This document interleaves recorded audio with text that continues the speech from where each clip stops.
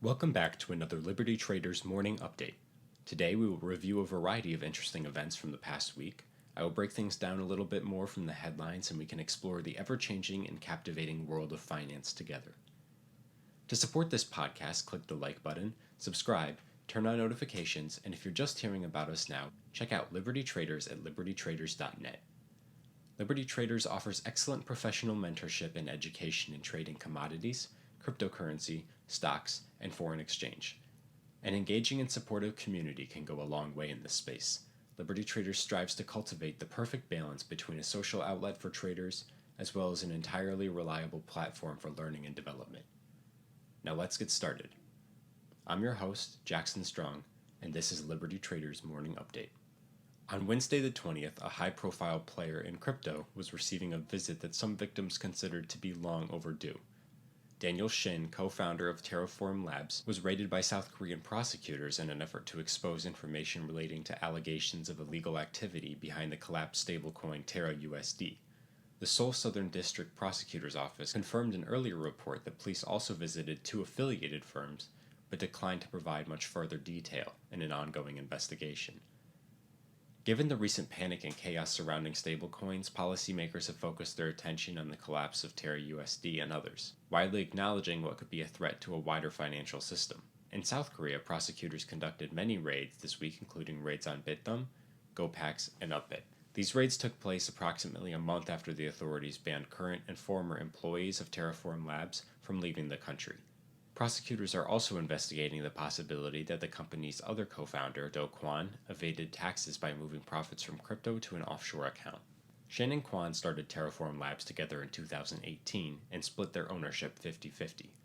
Their idea was to use blockchain technology for payment services, but since South Korea lacked regulations for such, they decided to part ways. In March 2020, Shin stepped down from his position as CEO and reduced his stake, turning his attention to his payment app Chai. Kwon took control and launched Terra Blockchain to support decentralized finance applications. Terra USD and Luna, its sister token, were an integral part of Kwon's project, backing applications like Anchor Lending. A key premise to understand is that Terra USD was pegged to the US dollar, and it was supposed to be secured by a collection of algorithms and trader incentives involving Luna. Terra USD fell from its peg in May when the mechanism failed to protect it from a panicked sell-off. Luna was left almost entirely worthless and wiped of about $40 billion in total market value.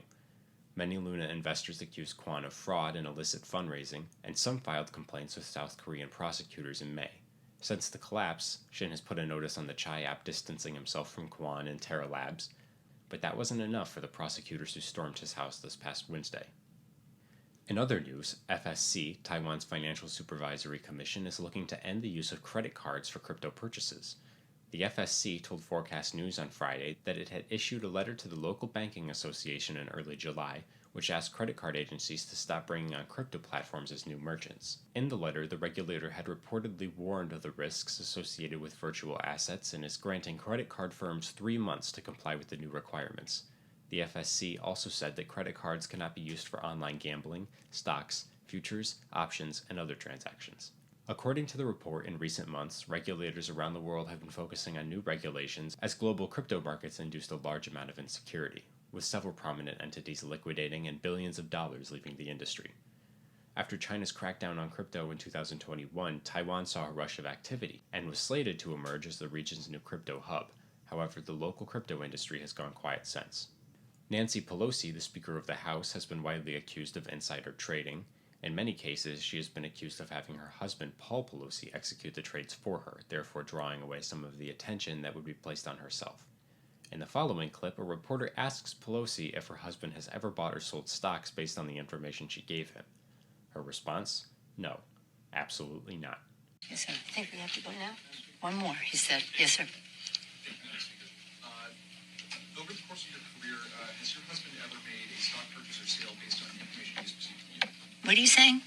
Over the course of your career, has your husband ever made a stock purchase or sale based on information he received from you? No, absolutely not. Okay. Thank you. Thank you. What is important to note here is the context behind the question. Last month, Nancy Pelosi and her husband exercised 200 NVIDIA call options, 20,000 shares. Days later, Pelosi came out in favor of finalizing the CHIPS bill, including $50 billion in subsidies to bolster U.S. computer chip manufacturing. This will complete today's morning update. Although brief, I hope it was informational and enjoyable. Remember to share this podcast with your friends and fellow traders. Next week, we will have a guest interview with a trader we at Liberty Traders know and love, our master of ETH, Chris Story. Until then, enjoy your weekend. Bye for now.